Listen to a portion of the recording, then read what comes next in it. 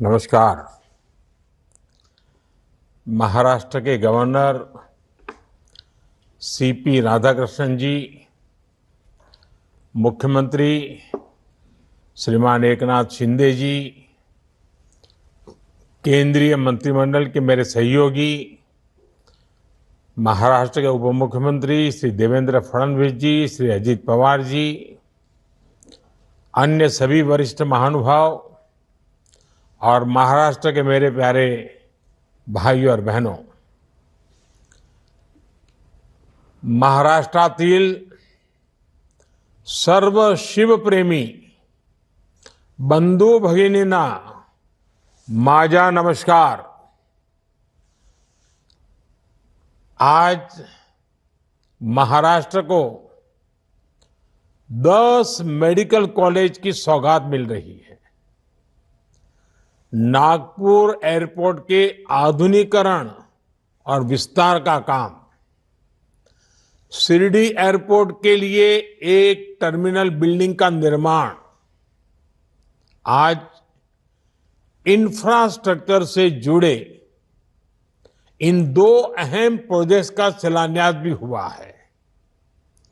मैं इन सभी विकास कार्यों के लिए महाराष्ट्र के लोगों को बहुत बहुत बधाई देता हूं। अभी पिछले हफ्ते ही मैं ठाणे और मुंबई गया था। यहां मेट्रो समेत 30,000 करोड़ के प्रोजेक्ट्स के शुभारंभ का अवसर मुझे मिला। इसके पहले भी अलग अलग जिलों में हजारों करोड़ की विकास परियोजनाएं शुरू हुई हैं। कई शहरों में मेट्रो का विस्तार किया जा रहा है, कहीं एयरपोर्ट को अपग्रेड किया जा रहा है, तो कहीं सड़कों और हाईवे से जुड़े प्रोजेक्ट्स तेज गति से आगे बढ़ रहे हैं।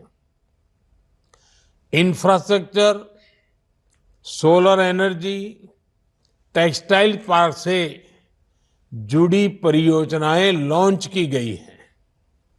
किसानों, पशुपालकों के हित में नई पहल की गई है। महाराष्ट्र में देश के सबसे बड़े कंटेनर पोर्ट वधावन पोर्ट की नींव रखी गई है। महाराष्ट्र के इतिहास में इतनी तेज गति से, इतने बड़े स्केल पर अलग अलग क्षेत्रों में कभी भी विकास नहीं हुआ। हां, यह बात अलग है कि कांग्रेस के राज में इतनी ही तेज गति से, इतने ही स्केल पर अलग अलग क्षेत्रों में भ्रष्टाचार जरूर होता था। भाइयों और बहनों, कुछ दिन पहले ही हमने मराठी भाषा को अभिजात भाषा का दर्जा दिया। जब एक भाषा को उसका गौरव मिलता है, तब सिर्फ शब्द नहीं बल्कि पूरी पीढ़ी को नए बोल मिलते हैं। करोड़ों मराठी मानुस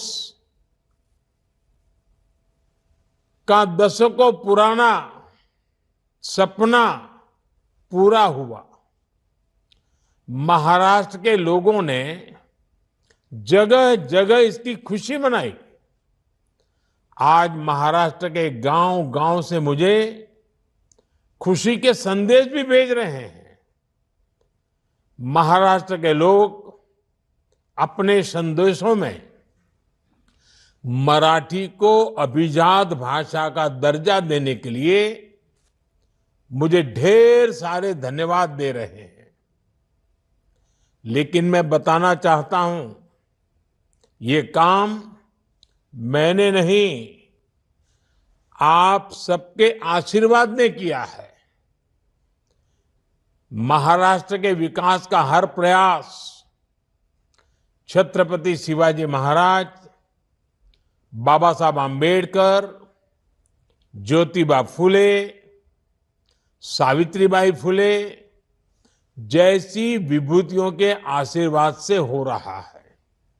साथियों, अभी कल ही हरियाणा और जम्मू कश्मीर के चुनाव परिणाम आए हैं।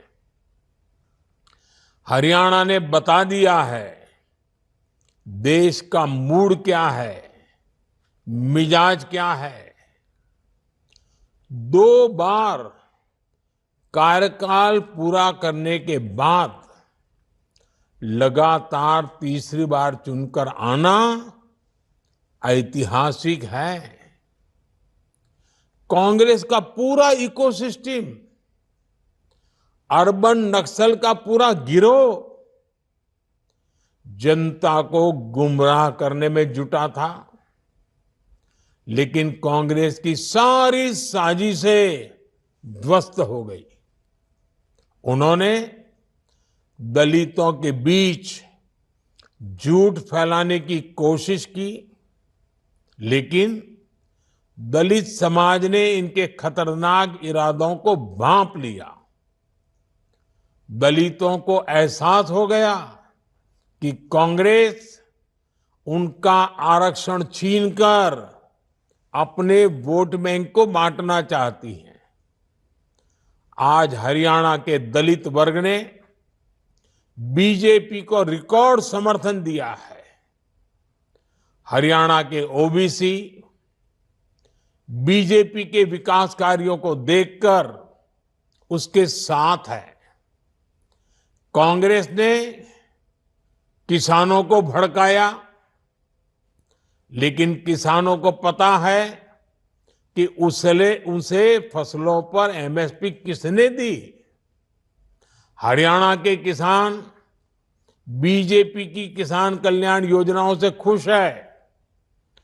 कांग्रेस ने युवाओं को टारगेट किया और अलग अलग तरीके से उन्हें भड़काने की कोशिश की, लेकिन हरियाणा के नौजवान, हमारी बहनें, बेटियां अपने उज्जवल भविष्य के लिए भाजपा पर ही भरोसा कर रहे हैं।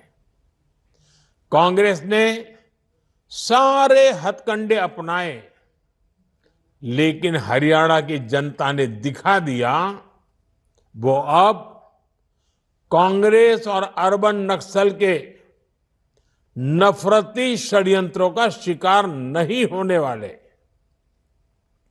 साथियों, कांग्रेस हमेशा बांटो और सत्ता पाओ के फॉर्मूले पर चली है।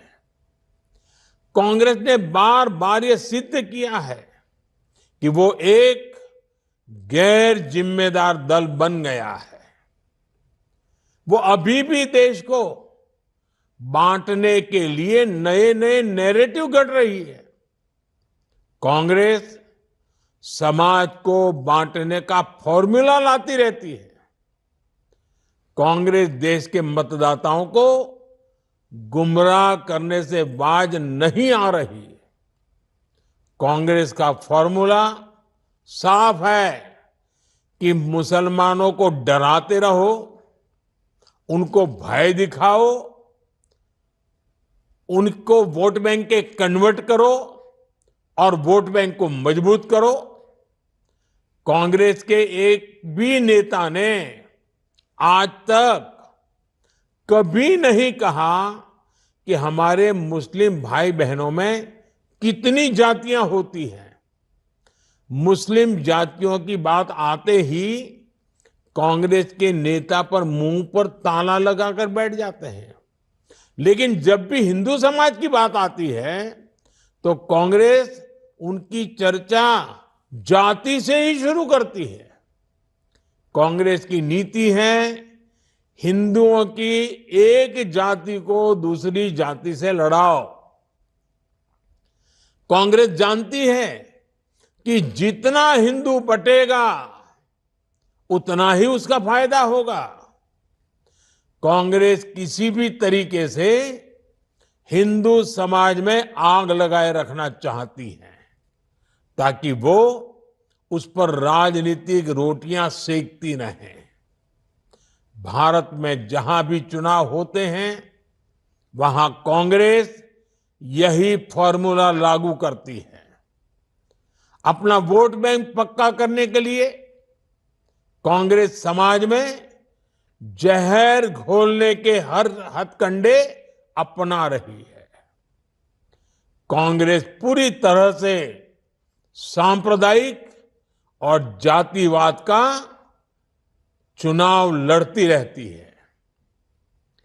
हिंदू समाज को तोड़कर उसे अपनी जीत का फॉर्मूला बनाना, यही कांग्रेस की राजनीति का आधार है।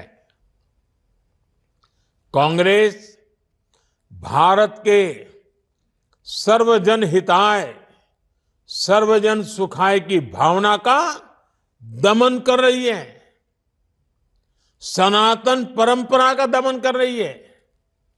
जिस कांग्रेस ने इतने वर्षों तक देश पर राज किया, वो सत्ता में वापसी के लिए इतनी बेचैन है कि हर रोज नफरत की राजनीति कर रही है। कांग्रेस की पुरानी पीढ़ी के नेता भी बेबस है, असहाय है कि उनकी इस पार्टी की क्या स्थिति हो गई है। कांग्रेस की ये स्थिति होने वाली है। कांग्रेस नफरत फैलाने की सबसे बड़ी फैक्ट्री बनने वाली है। ये गांधी जी ने आजादी के बाद ही समझ लिया था। इसलिए ही गांधी जी ने कहा था कि कांग्रेस को खत्म कर देना चाहिए। कांग्रेस खुद खत्म नहीं हुई, लेकिन आज देश को खत्म करने पर तुली हुई है। इसलिए हमें सावधान रहना है, सतर्क रहना है। साथियों, मेरा पक्का विश्वास है, समाज को तोड़ने की आज जो कोशिश हो रही है, ऐसी हर साजिश को महाराष्ट्र के लोग नाकाम करके रहेंगे। महाराष्ट्र के लोगों को देश के विकास को सर्वोपरि रखते हुए एकजुट होकर बीजेपी महायुति के लिए वोट करना है। हरियाणा तर भाजपा जिंकली, आता महाराष्ट्रात यापेक्षा मोठा विजय मिलवायचा आहे। साथियों, पिछले 10 वर्ष में हमने देश के विकास के लिए आधुनिक इंफ्रा बनाने का एक महायज्ञ शुरू किया है। आज हम सिर्फ बिल्डिंग नहीं बना रहे हैं, हम एक स्वस्थ और समृद्ध महाराष्ट्र की नींव रख रहे हैं। एक साथ 10 नए सरकारी मेडिकल कॉलेजों की शुरुआत, ये केवल 10 नए संस्थानों को तैयार करना नहीं है, ये लाखों लोगों के जीवन को बेहतर बनाने का महायज्ञ है। ठाणे, अंबरनाथ, मुंबई, नासिक, झालना, बुल्ढाना, हिंगोली, वाशिम, अमरावती, भंडारा और गढ़चिरौली, ये मेडिकल कॉलेज इन सभी जिलों में और आसपास के क्षेत्रों में लाखों परिवारों की सेवा का केंद्र बनेंगे। इनके चलते महाराष्ट्र में 900 मेडिकल सीटें बढ़ रही हैं। अब महाराष्ट्र में मेडिकल सीटों की संख्या लगभग 6000 हो जाएगी। इस बार लाल किले से देश ने संकल्प लिया है कि मिडिल क्लास में मेडिकल लाइन में 75,000 नई सीटें जोड़ी जाएगी। आज का ये आयोजन इसी दिशा में भी बड़ा कदम है। साथियों,